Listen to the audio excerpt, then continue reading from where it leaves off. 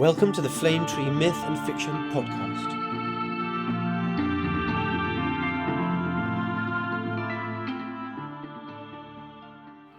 In today's episode, we are taking a look into the veil between worlds, the margin between the living and the dead. Is it really so clear which side is which? Or is this veil thinning all of the time, in the memories we inherit and in those moments when we brush close to the other side? In the Western world, there is often a fear of death and its sense of finality, but not every culture sees it this way. So today we're sharing two stories from very different traditions, each with its own vision of what it means to cross that boundary. From our African Ghost anthology, we've chosen a short story by Anjali Patel, a Black and South Asian speculative fiction writer. In her own words, she writes to explore agency, ancestral severance, convoluted mythologies of her own devising, and the stars. Her story, Our Bones Were the Mortar, follows a woman who wants nothing to do with her family's legacy of necromancy, until she feels the weight of thousands of enslaved souls buried beneath Manhattan. Narrated by Cheryl S. and Ntumy, this is Our Bones Were the Mortar by Anjali Patel.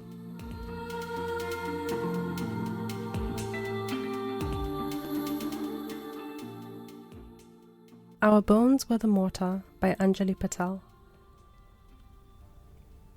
I grew up the daughter of necromancers and undertakers, well acquainted with unmoored spirits.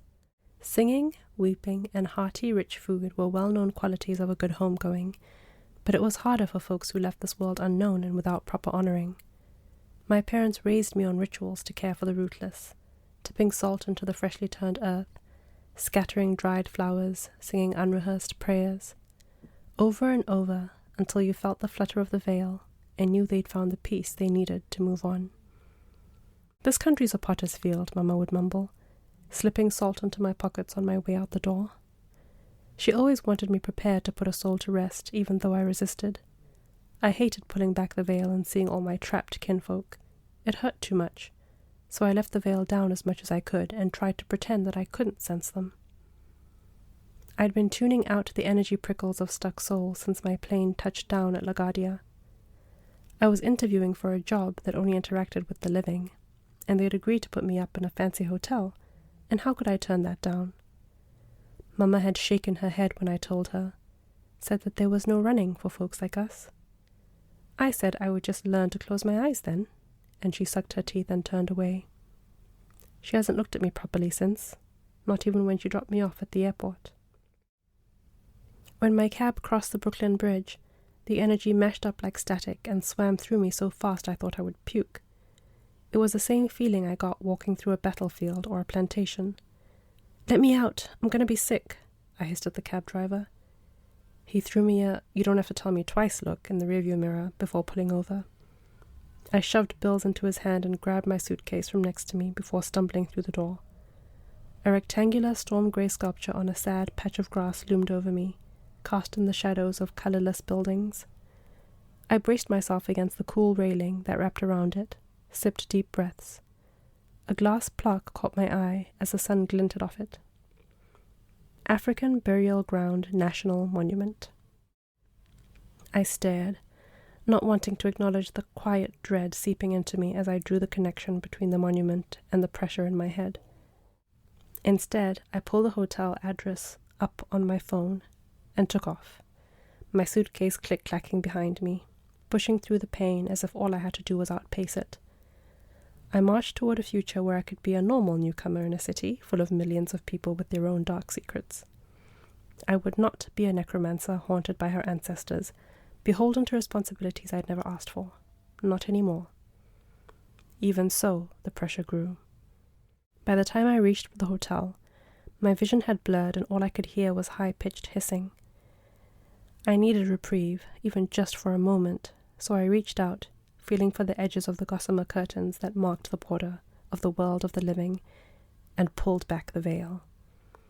Air rushed forward, cooling my face and releasing the pressure in my head like a popped bottle of Coke. I breathed out, relishing the relief. And then there they were. Thousands of spirits clogged the streets like a parade, dappled by a strange light that made me feel like I was drowning. Some wore shrouds, others tattered burial outfits and African jewelry. I shivered as one brushed against me. She had blue glass and cowrie shells all tied up around her waist like a queen, and smelled of empty, crumbling earth. There were so many children. I snapped the veil shut and ran inside, trembling through check-in and the elevator ride, fumbling my key to enter the room, all the while wondering how the hell I could see that up in New York, until I opened the door and got a full view of a ship docking in a harbor on the Atlantic. Horror thickened in my throat, dripped down my spine like a chill, and settled in my stomach. It was one of those moments when you learn bad news and your body reacts even before your mind understands it. I drew the curtains shut and crawled into bed. It was broad daylight, but all I wanted was for sleep to take me. I woke in the deep hours of the night wanting to call my mama, but I didn't want her to know that she was right, that the shit down south was also up north, and this whole country was so damn cursed. Instead, I fixed to stop running. I grabbed a glass from the nightstand, fully in motion before acknowledging what I was about to try. The streets were mostly empty when I stepped outside and pulled back the veil. I walked among the spirits and looked into their cloudy, distant eyes, acknowledged them, let them pass through me, felt who they had been in a way I'd avoided for years. I wanted to make a home for them in me, to let them know that I'd find a way to free them. When I found where they thinned, I knew it was the edge of their burial ground. Using the salt in my pocket would have been like trying to drain the ocean with a cupped hand. Instead, I shattered the cup on the pavement and sliced a shard across my thumb, spilling my blood on the steps. I walked the borders of the burial ground for an hour, giving what I could of myself. 5 fingers, 5 drippings of saltwater blood, at the corners of the grave that formed Manhattan's foundation. I stood in its center when I finished rooting myself into the earth. I did not have the flowers from our garden, carefully blessed and dried by my mama, so I waited for prayer to come to my lips. It wouldn't. Prayer required hope, and all I had was grief. After a lifetime of grieving, I knew that it would never be enough to free us. Something fragile in me shattered, and I began to sob, hurting so much for every forgotten soul in that burial ground. I cried for my parents and grandparents and great-grandparents for devoting their lives to giving our people the respite they should have had while living. I cried for myself for needing to carry on their work even now. When I was out of tears, I chose to do what I'd always done, walk away. I didn't stop until I was halfway across the Brooklyn Bridge and the threads connecting me to the burial ground snapped taut. The image of the soul adorned with shells and beads, the one who I wanted to call Queen, jumped to the front of my mind. I would continue on and she would remain trapped, and I knew that there would be no moving on from that guilt. This was it. Either I kept my back turned as I always had, or I did something. Anything. I turned to face Manhattan. The skyline twinkled like it had stolen every last star from heaven. I crawled over a crossbar with bloody, stinging hands to get a full view of the city, wrapped myself around the cable, closed my eyes, and, thinking of those souls, began to name them. I named them daughter, I named them elder, I named them warrior, I named them queen. I named them healer, I named them brother, I named them lost love, stolen dreams, roots set aflame. I named them my ancestors, I named them my pride. I named them my levity, and swore to carry them on my tongue, in my spirit. Shadows moved across FDR Drive and gathered at the East River. I raised my voice and named them louder. Row by row, they stepped into the water. Spirits poured out of the lower tip of Manhattan by the thousands. I continued to name them, even as I knew that something beyond my powers had taken over, shouting my love and my reverence in their direction. All weighed like a pendulum against grief, nearly knocking me into the water under its weight. All of those lives, all those centuries. I felt gates groaning open to welcome them. Then the buildings shifted.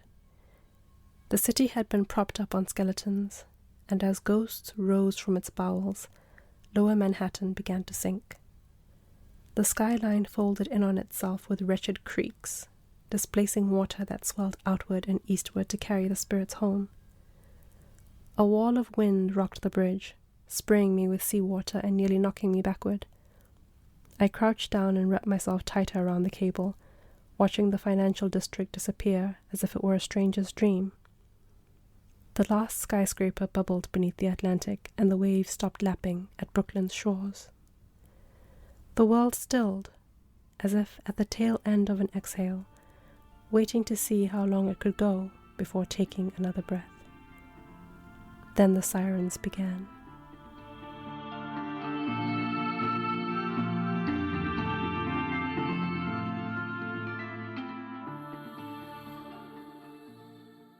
This is a story we were especially keen to include in the podcast.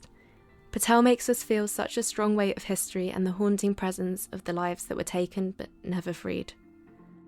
There is an ultimate sense of power when it comes to connecting with the veil, and also release as the necromancer liberates the ghosts. The veil may not only be haunted by tragedy, though. In ancient Hawaiian tradition, it is a place of journeys. Our second story, A Visit to the King of Ghosts, comes from Hawaiian folklore and was recorded by W.D. Westervelt, a 19th century writer and pastor who dedicated his life to recording Hawaiian myths and legends in English. It appears in our Quests and Journeys anthology and follows Khōréō, a man whose spirit leaves his body and walks into the ghostly realm. Through his eyes we see a world that mirrors our own, and in this way it reminds us how thin the boundary between worlds can be. Narrated by Shilpa, our writer-in-residence, this is A Visit to the King of Ghosts.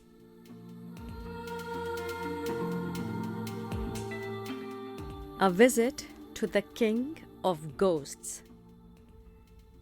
The wild dog had been sick for days and at last sank into a state of unconsciousness.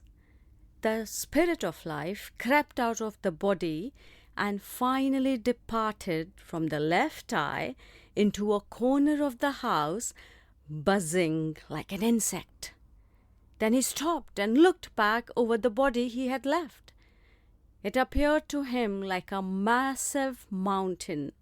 The eyes were deep caves into which the ghost looked. Then the spirit became afraid and went outside and rested on the roof of the house. The people began to wail loudly, and the ghost fled from the noise to a coconut tree and perched like a bird in the branches. Soon he felt the impulse of the spirit land moving away from his old home. So he leaped from tree to tree and flew from place to place, wandering toward Keika, from which the ghosts leave the island of Mau for their home in the permanent spirit land, the underworld.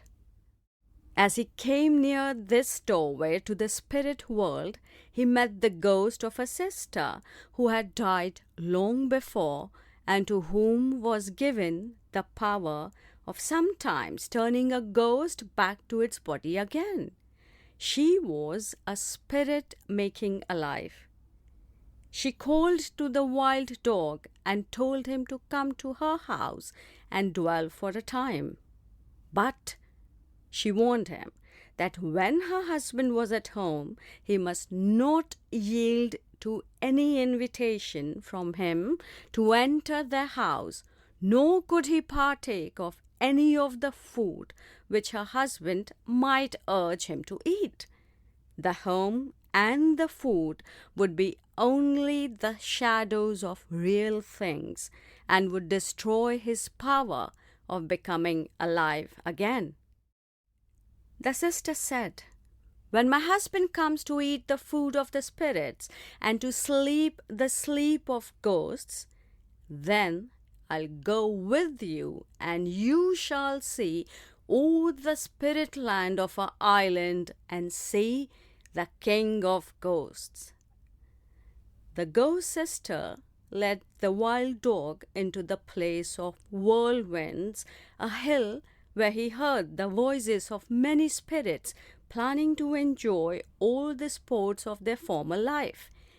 He listened with delight and drew near to the multitude of happy spirits. Some were making ready to go down to the sea for surf riding. Others were already rolling the round stone discs for rolling along the ground.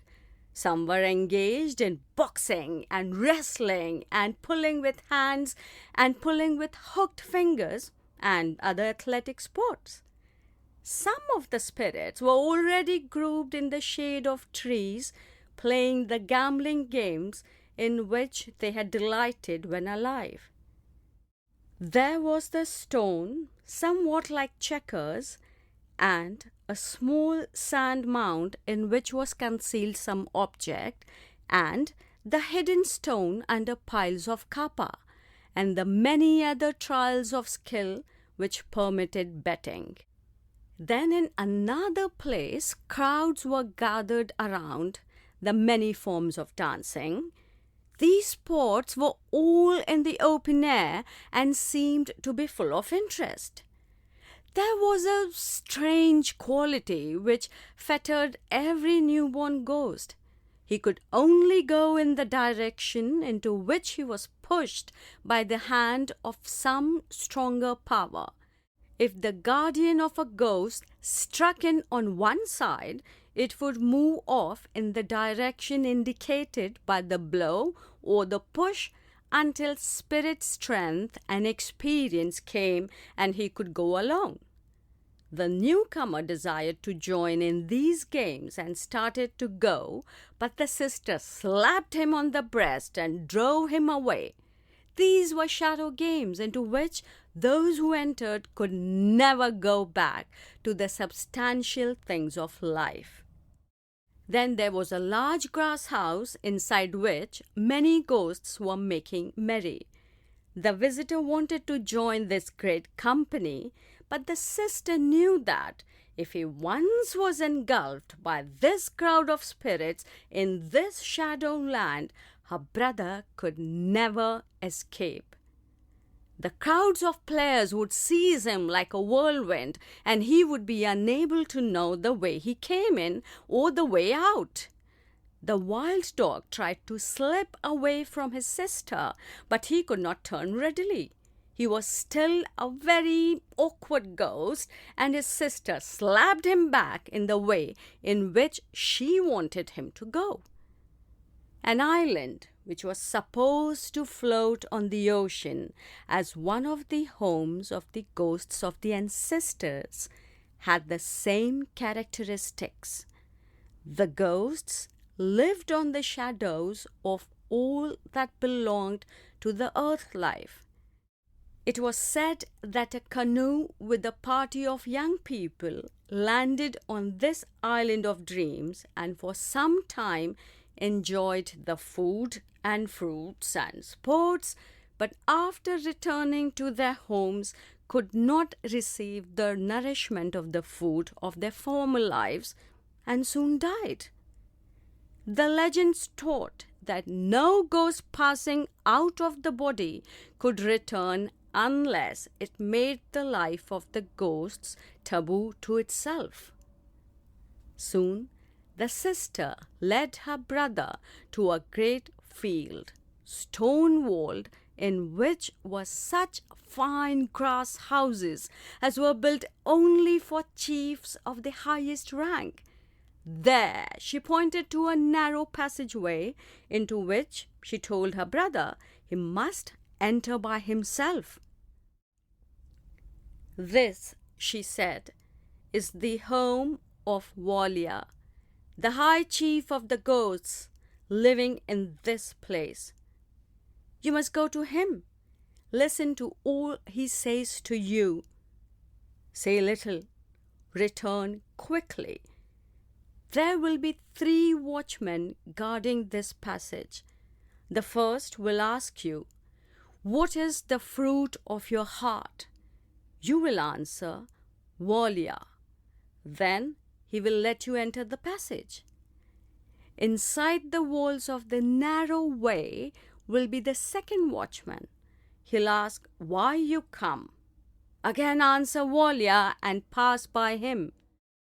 At the end of the entrance, the third guardian stands holding a raised spear ready to strike. call to him, the great death. This is the name of his peer. Then he will ask what you want, and you must reply, to see the chief, and he will let you pass. Then again, when you stand at the door of the great house, you will see two heads bending together in the way, so that you cannot enter or see the king and his queen. If these heads can catch a spirit coming to see the king without knowing the proper incantations, they will throw that ghost into the dark spirit world. Watch therefore, and remember all that is told you. When you see these heads, point your hands straight before you between them and open your arms, pushing these guards off on each side. Then the great way will be open for you, and you can enter. You will see soft, long feather fans moving over the chiefs. The king will awake and call, "Why does this traveler come?" You will reply quickly, "He comes to see the divine one." When this is said, no injury will come to you. Listen and remember, and you will be alive again. The wild dog did as he was told with the 3 watchmen, and each one stepped back, saying, "The taboo is lifted," and he pushed by. At the door, he shoved the 2 heads to the side and entered the chief's house to the middle, falling on his hands and knees. The servants were waving the soft, long feather fans this way and that. There was motion, but no noise. The chief awoke, looked at the wild dog, and said, "Aloha, stranger, come near. Who is the high chief of your land?" Then the wild dog gave the name of his king and the genealogy from ancient times of the chiefs dead and in the spirit world. The queen of ghosts arose, and the kneeling spirit saw one more beautiful than any woman in all the island, and he fell on his face before her. The king told him to go back and enter his body and tell his people about troubles near at hand. While he was before the king, twice he heard messengers call to the people that the sports were all over, and even not heeding would be thrown into the darkest place of the home of the ghosts, and when the 3rd call had been sounded. The sister was troubled, for she knew that at the 3rd call the stone walls around the king's houses would close, and her brother would be held fast forever in the spirit land. So she uttered her incantations and passed the guard. Softly she called. Her brother reluctantly came. She seized him and pushed him outside. Then they heard the 3rd call and met the multitude of ghosts coming inland from their sports in the sea, and other multitudes hastening homeward from their work and sports on the land. They met a beautiful young woman who called to them to come to her home and pointed to a point of rock where many birds were resting. The sister struck her brother and forced him down to the seaside where she had her home and her responsibility, for she was one of the guardians of the entrance to the spirit world. She knew well what must be done to restore the spirit to the body, so she told her brother they must at once obey the command of the king. But the brother had seen the delights of the life of the ghosts and wanted to stay. He tried to slip away and hide, but his sister held him fast and compelled him to go along the beach to his old home and his waiting body. When they came to the place where the body lay, she found a hole in the corner of the house and pushed the spirit through. When he saw the body, he was very much afraid and tried to escape. But the sister caught him and pushed him inside, the foot up to the knee. He did not like the smell of the body and tried to rush back, but she pushed him inside again and held the foot fast and shook him and made him go to the head.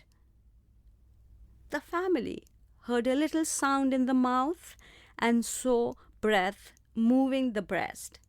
Then they knew that he was alive again. They warmed the body and gave a little food. When strength returned, he told his family all about his wonderful journey into the land of ghosts.